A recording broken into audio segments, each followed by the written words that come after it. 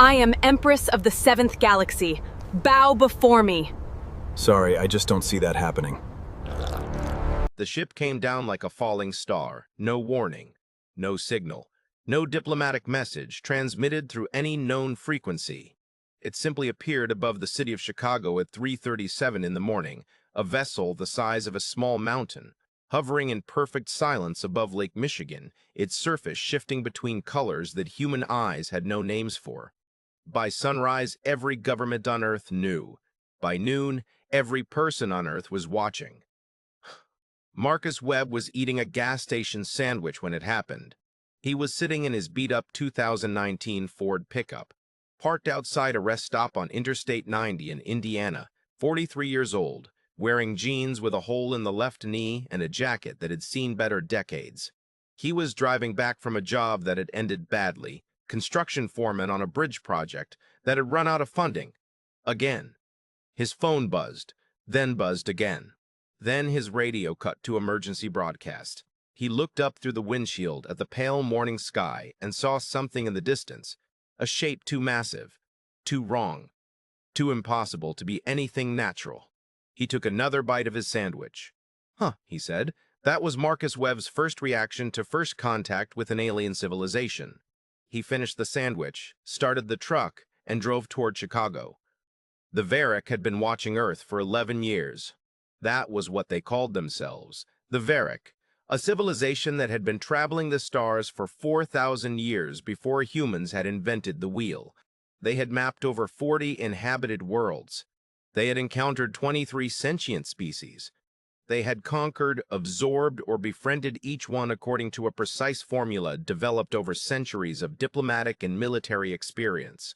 They knew exactly what Earth was, a Class 7 pre-stellar world, primitive technology, fragmented political structure, no unified government, no space program capable of reaching beyond their own moon, a population of 8 billion creatures who spent most of their energy fighting each other over strips of territory and abstract concepts like money and religion. The Varric High Command had classified Earth as Category Omega. Omega meant no threat, no meaningful resistance. Acquisition recommended for resource extraction and potential labor integration. The Empress had approved the mission personally. Her name was Saraveth Kadun, ruler of 43 star systems, commander of a fleet of 6,000 warships, and the most powerful individual being in this quadrant of the galaxy. She was tall and silver-skinned, with 4 arms and eyes that burned like violet flames. She had never lost a conquest, not once in 200 years of expansion. She stood on the bridge of her flagship, the Eternal Ascension, looking down at the blue and green planet through the observation window, and felt something she had not felt in a very long time. Boredom. "This will be simple," she said to her first commander, a massive Varric warrior named Wrath, who stood beside her like a moving wall of muscle and armor. "Send the standard planetary address. Give them 6 of their days to surrender all military assets and political authority. Then we land." Drath bowed. "As you command, Empress." She turned away from the window. She did not look at Earth again for 3 days. She would later think about that, the casual way she had turned her back on this world. She would think about it for the rest of her life. The message came through every screen, every speaker, every device on Earth simultaneously. A calm, translated voice. Perfect English, perfect Mandarin, perfect Spanish, perfect Arabic. Every language spoken with flawless precision. "People of Earth, you have been selected for integration into the Varric Dominion. This is not an invitation. This is an announcement. You have 6 days to transfer all governmental, military, and industrial authority to our designated administrators. Resistance will be addressed swiftly and without negotiation. We have observed your world for 11 years. We understand your capabilities completely. We encourage cooperation. It is better for everyone. You are not alone in the universe. But you are, by any meaningful measure, among the weakest civilizations we have ever encountered. We will see you in 6 days." The broadcast ended. For about 4 seconds, the entire world was silent. Then everything exploded at once. Marcus got to Chicago by early afternoon. The city was chaos. Not violent chaos. Not yet, but the breathless, electric kind of chaos that happens when something too big to comprehend lands in front of ordinary people. Crowds everywhere. People crying, praying, laughing nervously, arguing about what it meant. Traffic stopped completely within 3 miles of the lakefront. He parked the truck at a gas station on the north side, paid in cash, and walked the rest of the way toward the water. He could see the ship clearly now. It was enormous. The word enormous didn't really cover it. It was the size of a small city, floating in perfect stillness over the lake, half obscured by a layer of cloud it had pushed aside just by existing. Its hull was dark, almost black, but with veins of pale light running through it like a circulatory system. It made no sound. Marcus stood on the lakefront path with his hands in his jacket pockets and looked up at it. A woman next to him was crying quietly. A group of teenagers were filming with their phones. An old man in a cardinal's cap was reading a Bible. "What do you think it wants?" The crying woman asked Marcus, like he might know. "Said already," Marcus said. "Wants us to hand over the keys." "What are we going to do?" Marcus watched the ship for a long moment. "Don't know about everyone else," he said, "but I'm not handing over my keys." She stared at him. He shrugged and kept walking. The United Nations emergency session lasted 41 hours. Every world leader participated. Every military commander. Every intelligence chief. The debate was enormous and fierce and ultimately irrelevant, because everyone in that room knew the truth, even if no one wanted to say it out loud. They had nothing. Earth's most advanced military hardware was essentially primitive compared to what was sitting over Lake Michigan. Every nation combined couldn't scratch the paint on that ship. The Varec broadcast had included a brief technical summary of their capabilities. Apparently, they believed in complete transparency during conquest, and the summary had made 3 physicists at the Pentagon cry. On the 4th day, the UN Secretary General, a small and steady Kenyan woman named Dr. Amina Odhiambo, stood before the emergency session and said the thing no one else would say. "We cannot fight them. Not now. Possibly not ever. Our only option is to cooperate, strategically, carefully, and with the long view in mind. We buy time. We learn. We adapt. And we wait." The vote was not unanimous, but it passed. Humanity, for the first time in history, spoke with one voice, and that voice said, "We will comply." On the 6th day, the Varec landed, not in a dramatic military invasion, more like a corporate acquisition. Shuttles descended across every major city, elegant silver craft that moved with impossible grace. Varec administrators stepped out wearing long robes of dark blue, accompanied by soldiers in armor that seemed to absorb light. The soldiers were massive, 7 feet tall on average, physically imposing in ways that made human security forces look like children's toys. They were professional, disciplined, and completely condescending. One administrator, a thin Varec named Velorath, was assigned to Chicago. He set up his coordination office in the old federal building, had the human staff relocated to secondary positions, and within 24 hours had reorganized the city's resource infrastructure with an efficiency that would have taken human bureaucrats 6 months. He was brilliant. He was also deeply, profoundly uninterested in humans as anything other than a logistical variable. "They're useful enough as a labor pool," he told Draft during an early status report. "Physically unimpressive, emotionally volatile, technically primitive. But they're numerous and they follow instructions when properly motivated. Any resistance? Minor protests, nothing militarily significant. A few regional authorities refused to vacate their offices. We relocated them." And the population's psychological state? Vel-Orath considered this. Frightened, confused, but compliant. They understand their situation. He paused. "They are a remarkably adaptable species, I'll give them that. They process shock very quickly." He didn't know yet what that adaptability really meant. None of them did. Marcus got a job driving supply convoys for the new Varec administrative network. He hadn't planned it.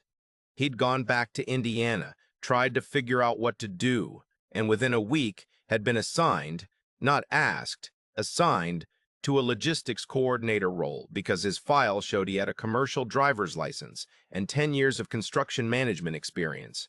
The pay was in Varec credit tokens now. Everything was.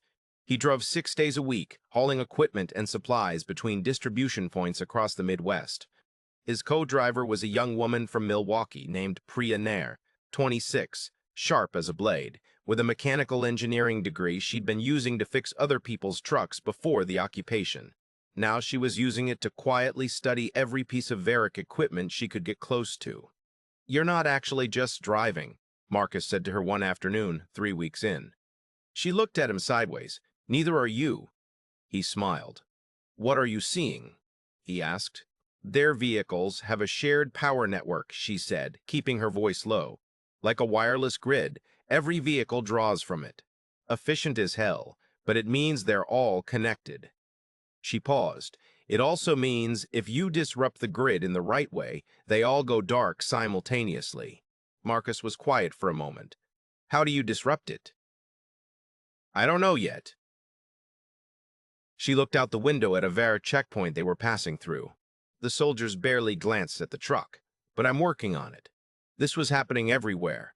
In 1,000 different cities, in 1,000 different ordinary jobs, humans who had been assigned to the Varric administrative system were doing what humans have always done when someone underestimates them. They were paying attention, they were learning, they were waiting. The Empress arrived on Earth on day 42. She came down to inspect the integration personally, which was unusual. She rarely visited new acquisitions this early, but something about this world had caught her attention in a way she couldn't quite name. The reports were all positive. The humans were compliant. Resource extraction had begun. Labor integration was proceeding efficiently. Everything was exactly as predicted. And yet, there was something in the behavioral data that her analysts kept flagging as unusual. The humans weren't just compliant. They were too compliant. Too quickly, too completely. Species who surrendered this easily either fell into one of two categories. They were genuinely broken, or they were doing something else entirely. Saraveth stepped off her shuttle at Chicago's lakefront, surrounded by a security detail of 20 elite soldiers, and looked out at the city. It looked exactly like the reports described. Quiet, orderly. Humans going about their assigned roles, faces neutral, eyes down. She walked. That was the other unusual thing. She walked through occupied cities sometimes, alone or close to it, because you learned more in an hour on foot than in a week of reports. She told her security detail to hang back, which they hated, and moved through the streets with only Drath beside her. The city breathed around her. Traffic moved. Shops were open, selling things. Children were in school. It was almost disturbingly normal. She turned a corner and almost walked directly into a man coming the other way. He stopped. She stopped. He was tall for a human. She'd learned the average height by now, with dark hair going gray at the temples, calm gray eyes, and the particular posture of someone who had spent decades doing physical work. He was wearing work clothes, carrying a coffee in a paper cup, and looking at her with an expression that wasn't fear. That was the unusual part. Every human she'd encountered so far had been afraid, or performing not afraid, which was even more obvious. This man was simply not afraid. He was looking at her the way she might look at something interesting but not particularly threatening. She was, to be entirely honest, slightly offended. "You're the Empress," he said. "Not a question." "I am," she said. "You're shorter than I expected." Drath moved. Saraveth stopped him with a gesture. She stared at the human. "You're aware that I command the fleet that is currently positioned above your planet?" "Yep," he said. "And you're aware that I could have you removed for speaking to me without permission?" "Probably." He took a sip of his coffee. "You going to?" She studied him.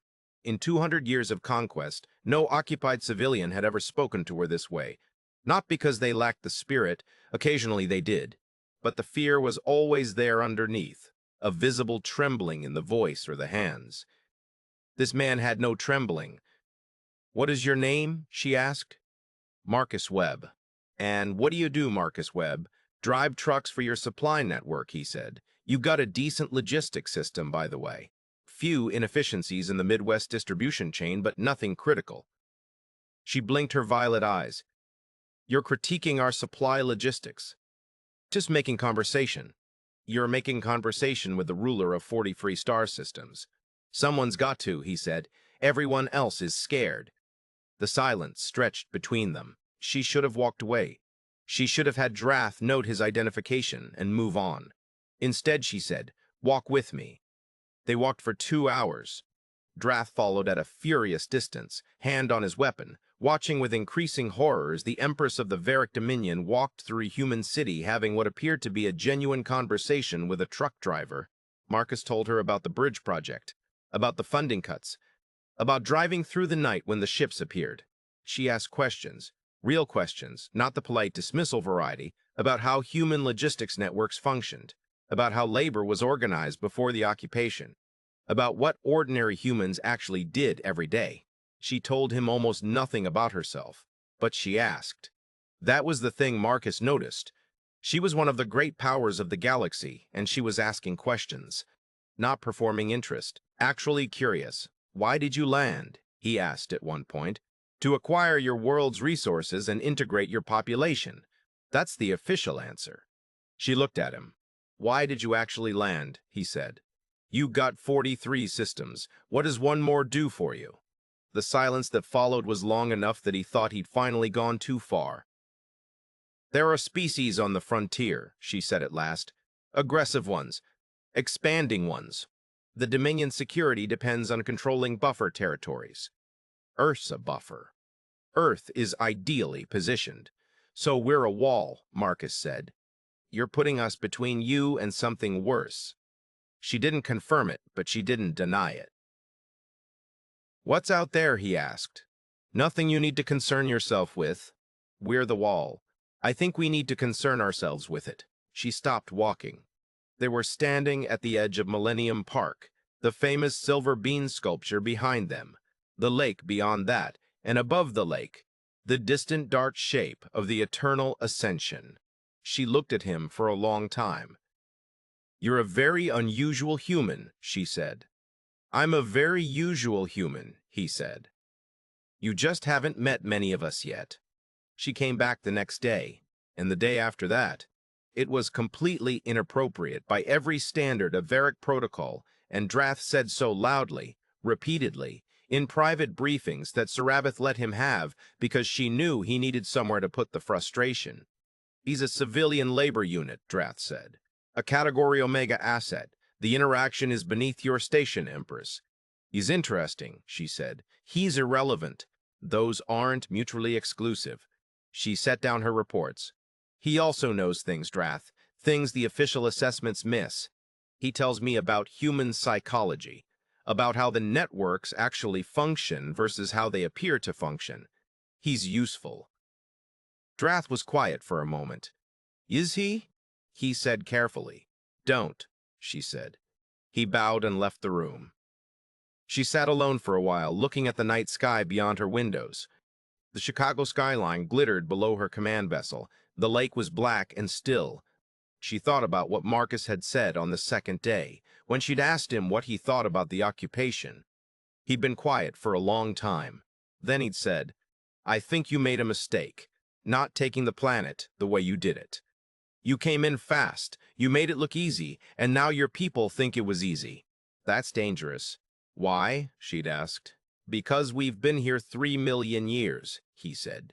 "You've been here 6 weeks. You think you understand us because you studied us for 11 years and we folded in 6 days, but you don't understand us, not even close." "What don't I understand?" He'd smiled. "That's what you don't understand," he said. "On day 60 of the occupation, 3 things happened simultaneously. In Moscow, a Varic administrative center went dark. Every power system, every communication array, every vehicle in the compound, all of it dead simultaneously, without warning. When the Varic emergency teams arrived, they found the building empty and spotlessly clean. Everything had been removed. Not stolen, relocated. Varic equipment was found, neatly cataloged in a warehouse 3 miles away, along with a handwritten note in perfect Varic script that said, "Returned in good condition. Thank you for the loan." In Tokyo, a Varic data analyst discovered that the city's integration reports had been subtly altered, Not falsified, exactly, but adjusted. Inventory numbers shifted by small amounts, labor hour logs slightly misrepresented, resource flow data gently and consistently nudged in directions that made the Varric presence appear slightly less comprehensive than it actually was. It had been done so carefully that it took an expert 3 days to notice. When the analyst tried to identify who had done it, he found the audit trail led through 17 different human administrative positions, none of whom had any record of unauthorized access. They had each done tiny pieces. Combined, it was surgical. In Chicago, Marcus Webb got a message on a frequency the Varric didn't monitor. It was 3 words long. Phase 1 complete. He deleted it, finished his coffee, and drove his route. Saraveth found out about Moscow and Tokyo on the same morning. She read the reports in her command center with a very still face. Her analysts were uncertain how to read the expression. She didn't look angry. She didn't look alarmed.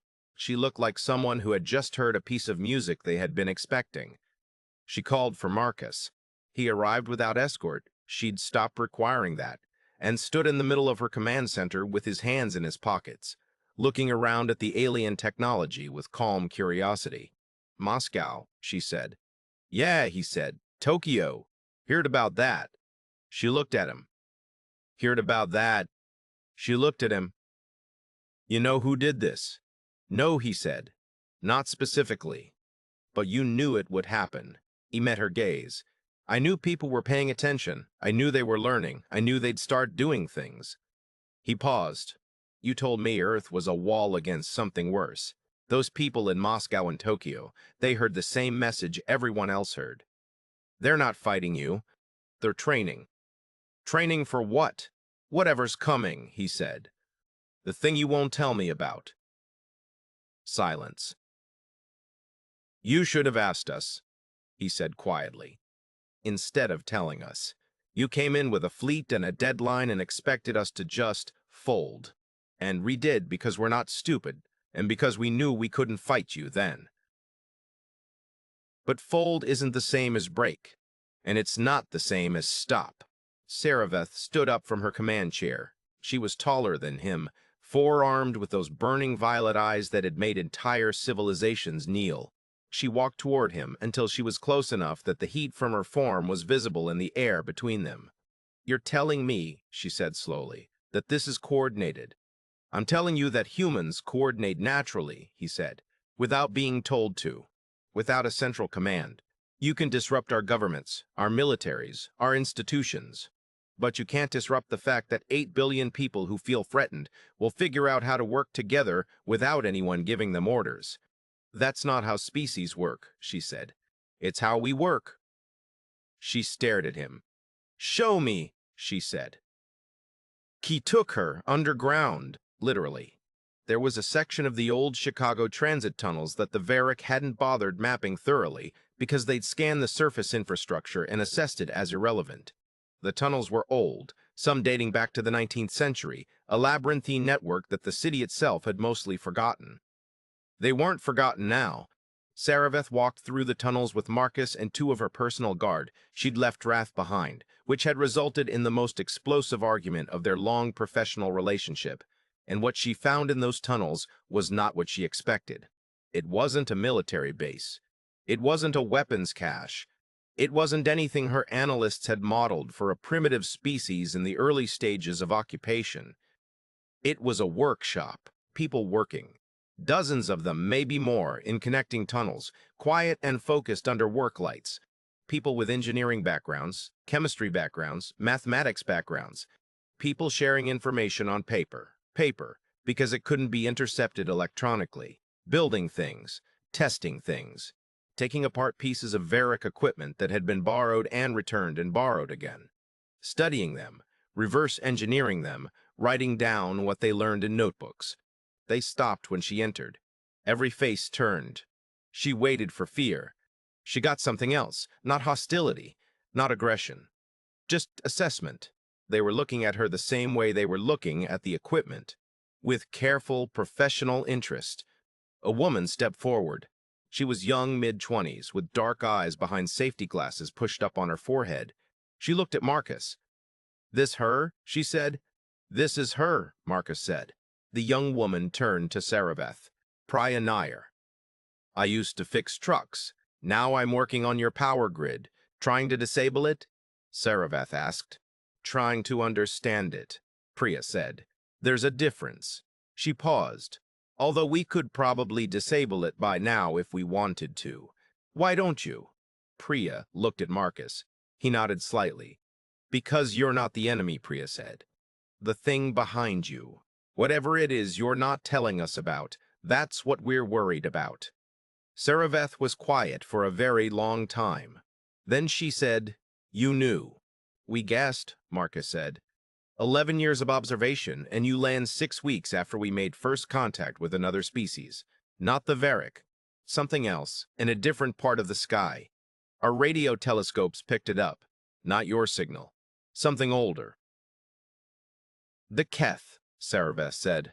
The word came out flat, toneless, the way you say something you have nightmares about. Tell me, Marcus said. She told him. She told all of them, standing in a tunnel under Chicago, surrounded by engineers and mechanics and scientists who had been quietly dismantling her empire's technology with borrowed tools and notebooks and an unshakable certainty that knowledge was survival. The Keth. They had no home world anyone had found. They moved through space like a tide, a civilization, if you could call it that, with no fixed point, no interest in territory for its own sake, no desire for resources beyond fuel for their fleets. They consumed. They moved on. They had destroyed 8 civilizations in the time the Varric had been in space, and the Varric had encountered them once, 40 years ago, at a battle that cost them 300 ships and an entire colony. The Varric had been preparing for them ever since. Earth was positioned, geometrically, strategically, in the exact path they were coming.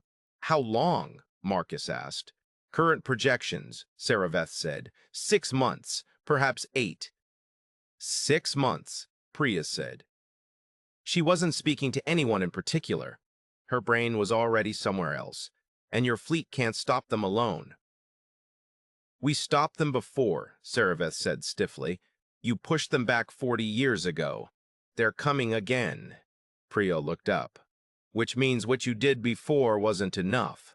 Sarabeth said nothing. You needed a planet to put between you and them, Marcus said. And you landed here and found 8 billion people and thought labor pool, wall, buffer. Yes, she said. What if we were more than that? She looked at him. What does that mean?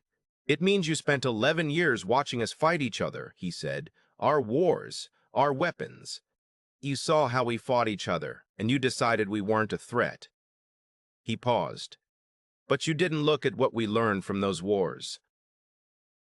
What did you learn? He gestured at the tunnel around them, at the people with their notebooks and tools and quiet, focused faces. How to adapt fast, he said. How to work with nothing and make it enough. How to take something apart, understand it, and rebuild it better. How to lose and come back. He met her eyes. You've been at peace with your enemies for 40 years, because after the Keth, you didn't want another war. We've been in a war every single decade for as long as we've existed. We never stopped training. Sarabeth looked around the tunnel. She saw it differently now. Not a primitive species trying to resist occupation, not a threat assessment to be managed. A civilization that had been sharpening itself against itself for thousands of years and was now faced with something real, something external, something that threatened everything, finally, for the first time, pointing that sharpened edge outward. You could have told me, she said, about the Keth. When you landed. Would you have? Marcus said. She didn't answer. He nodded. That's why we started figuring it out ourselves, he said. What followed was the strangest 90 days in the history of either civilization. Sarabeth moved her command center, not to the federal building, not to any Varric administrative hub. She moved it underground, to a large tunnel junction under the city, which her engineers had modified, with help from Priya's team, into a working command facility. The first joint meeting between Varric commanders and human engineers lasted 14 hours. Drath threatened to resign 3 separate times. He did not resign. By day 3, Priya had identified 47 specific vulnerabilities in Varric power systems that the Keth could exploit, based on the battle records Saravath had shared.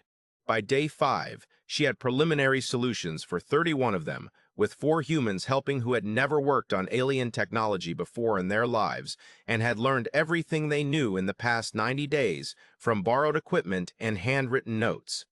Saravath watched this and felt something she hadn't felt in decades. Alarm.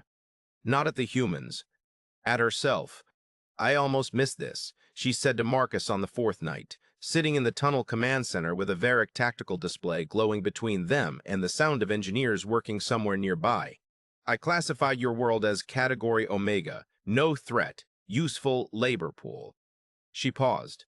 "If I had just administered the occupation and moved on, we'd still have figured out what was coming," Marcus said. "But you wouldn't have told me." "Probably not."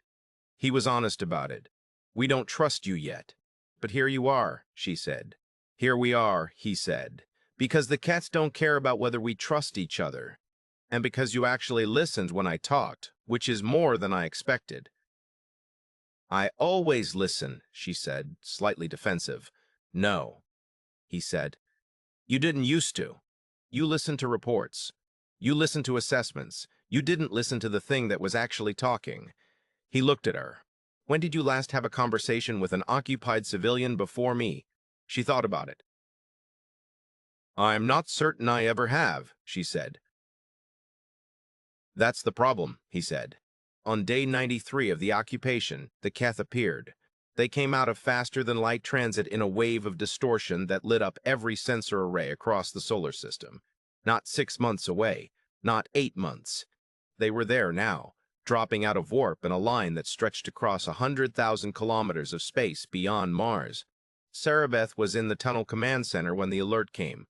She had 15 seconds of shock, genuine, personal shock, the kind you can't hide. And then she was moving. "Battle stations," she said. Her voice didn't shake.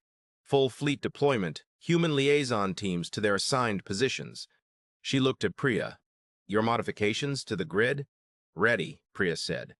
She was already at her station, a repurposed human laptop connected to Varric hardware by cables she'd designed herself.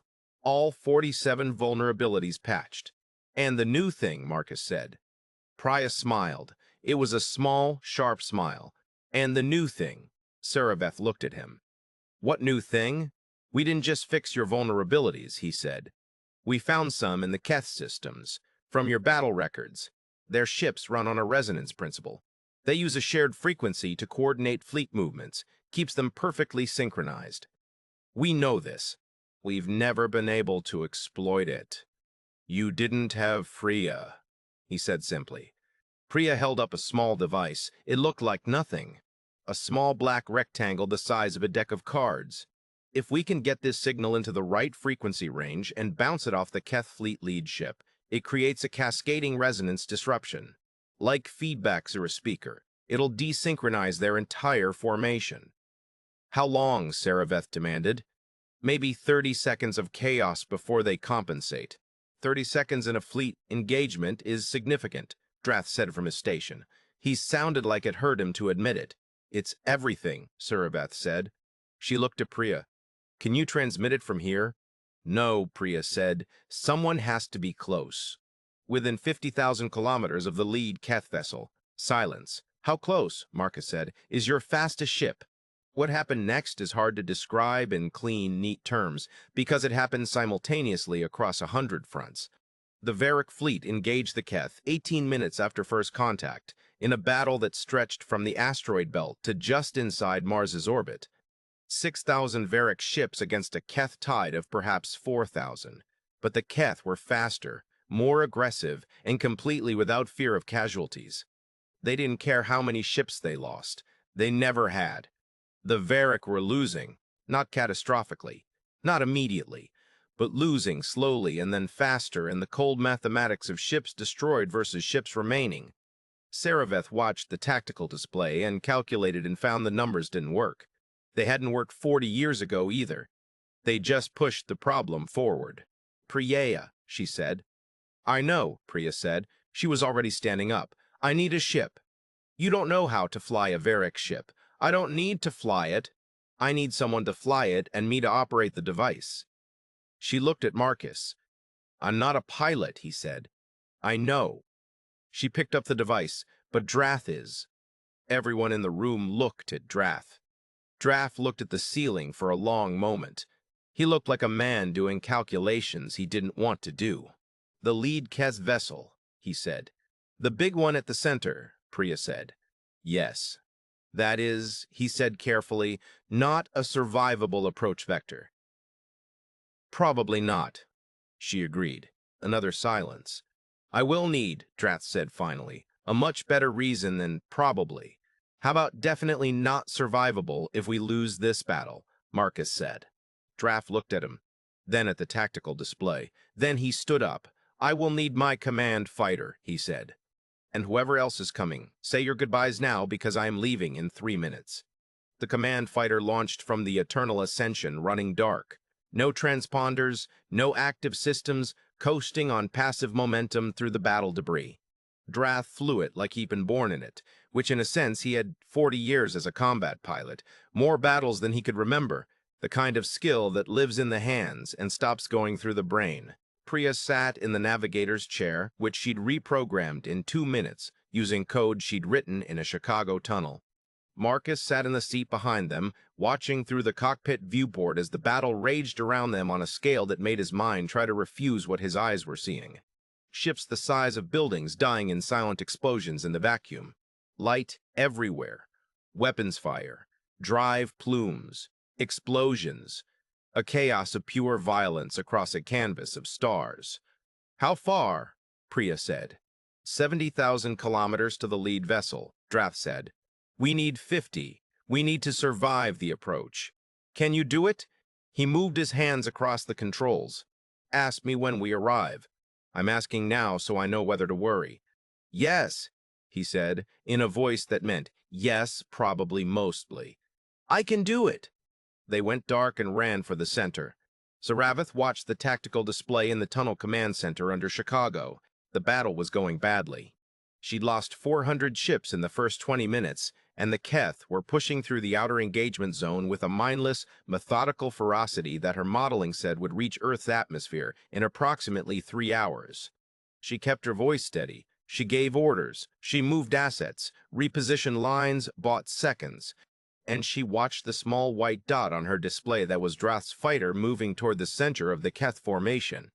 You realize, said one of her analysts, a young Varric named Seal, that if the human's device doesn't work. I am aware, Saravath said. You're trusting this entire engagement to an improvised weapon built by an occupied species we've known for 3 months. I am aware, she said again. Empress, why? She watched the white dot move. Because I talked to them, she said quietly. And I listened. At 49,000 kilometers, the Keth detected them. Drath swore in Varric, which Priya was learning and Marcus was not, and pushed the fighter into a spiral descent that made physics feel like a personal insult. The Keth fired. Their weapons cut through space in lines of burning blue, and Drath moved around them with a calm precision that made it look survivable, even when it wasn't. One shot clipped the aft section. Pressure warning. Heat warning. The cockpit smelled like burned metal. Now, Drath shouted. Priya activated the device. 30 seconds was what she promised. She got 28. But 28 was enough. The resonance disruption went out in a pulse they couldn't see but could measure, a cascading harmonic that hit the Keth fleet's synchronization frequency and ran through it like a key turning a lock that no one had known was there. For 28 seconds, the Keth fleet lost its coordination. Ships that had been moving in perfect, frightening unison suddenly diverged. Firing solutions missed. Formation gaps opened. The Varric fleet, trained and ready, hit those gaps like water-finding cracks. It wasn't over in 28 seconds. Wars aren't. But the tide turned. And once the tide turned, it kept going. The battle lasted 6 more hours. When it was done, the Keth had retreated to the outer system, leaving behind nearly a third of their fleet in debris. The Varric had lost just over 900 ships. The numbers were terrible and also, by every historical model of Keth engagement, impossible. No one had ever driven the Kith back like that. Not with those losses. Not so completely. The first message from Drath's fighter came through at hour 7. 3 words. We're still here. Priya's voice on the secondary channel was brief and completely exhausted. The device worked. Also, Drath is an absolutely terrifying pilot, and I want to make sure that gets on the record. Drath's voice, it does not need to go on any record. Priya, it's going on every record. In the tunnel command center under Chicago, people laughed. Some cried. Some did both. Saraveth stood very still in the middle of it and felt something loosen in her chest that had been tight for 40 years. The negotiations that followed took 3 months. They were complicated. They were sometimes heated. Drath and Priya had approximately 1 argument per day about something related to technical specifications, and those arguments were weirdly productive. Saraveth and Marcus sat across from Dr. Amina Odiambo and the UN Security Council and built something from nothing, which is the hardest kind of building. The occupation formally ended on a Tuesday in November, not with surrender, not with conquest, with a treaty. The Varick Dominion and the United Nations of Earth entered into a mutual defense agreement, the first of its kind in Varick history. Earth retained full sovereignty. Varick forces could use Earth's positioning for strategic purposes with human agreement. Humans would receive access to Varick technology, phased over 20 years, to be adapted and expanded with a kind of terrifying creativity that the Varick were now, very carefully, coming to appreciate. Priya became the first human to hold a formal position in the joint defense architecture. Drath, after 6 weeks of vocally objecting to everything about this, quietly requested a permanent assignment to the joint force. No one commented on this. No one dared. On the last night before Saraveth's ship left Earth's orbit, she walked along the Chicago lakefront. Without security, without Drath. She had learned to find her own way through this city. Marcus was there. She hadn't told him she was coming, but she wasn't surprised he was there, leaning on the railing near the silver bean sculpture with a coffee cup that was probably already cold. "Leaving tomorrow," she said. "I know. The Keth will come back. 40 years maybe. Maybe less this time. We'll be ready," he said.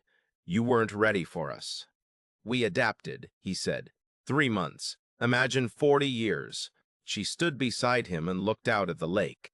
The eternal ascension was visible, if you knew where to look, a shape against the stars, just becoming visible as the sky darkened. "I made a mistake," she said, "when I came here. The way I came." "Yeah," he said. "You did.